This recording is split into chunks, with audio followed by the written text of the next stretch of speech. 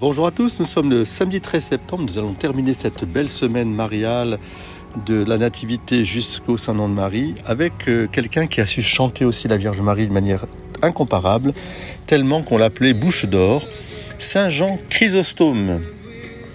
Saint Jean Chrysostome, évêque, docteur de l'Église qui a subi les affres du césaropapisme, de ces empereurs qui voulaient tout gouverner.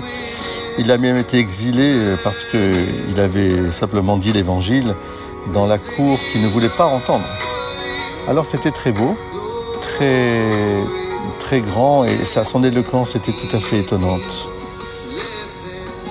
Avant son départ pour l'exil en 401, Jean Chrysostome s'adresse ainsi: « Les vagues sont violentes, la houle est terrible, et nous ne craignons pas d'être engloutis par la mer, car nous sommes debout sur le roc. » Et bien que ce début de cette homélie qui précède son exil soit pour nous signe d'espérance dans ce temps qui sont si troublés. Ne perdons pas courage, ne laissons pas notre espérance s'engloutir, car si nous sommes bâtis sur le roc qui est le Christ Jésus, eh bien la mer, qu'elle soit furieuse, elle ne peut briser ce roc. Si les flots se soulèvent, ils sont incapables d'engloutir la barque de Jésus. Que craindrions-nous, dites-le moi? La mort? Pour moi, vivre, c'est le Christ et mourir est un avantage. L'exil, la terre appartient au Seigneur avec tout ce qu'il a rempli.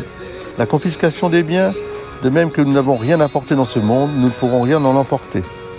Les menaces de ce monde, je les méprise. Ses faveurs, je m'en moque.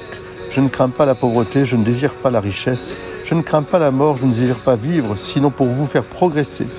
C'est à cause de cela que je vous avertis de ce qui se passe et que j'exhorte votre charité à la confiance. Quelle parole incroyable en 401 prononcée par Saint Jean Chrysostome, bouche d'or, évêque de Constantinople. Eh bien que ces paroles soient, je dirais, prémonitoires aussi de ce que nous avons à entendre de l'Église aujourd'hui comme hier et demain.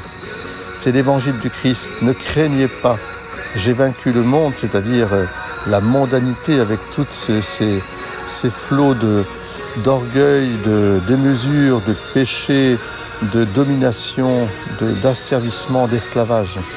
J'ai vaincu tout cela et je vous demande d'être les témoins de l'évangile, c'est-à-dire la bonne nouvelle du salut, et de rappeler justement que nous sommes faits pour la vie éternelle, que notre vie consiste à faire le bien, à vivre bien au service de nos frères et sœurs.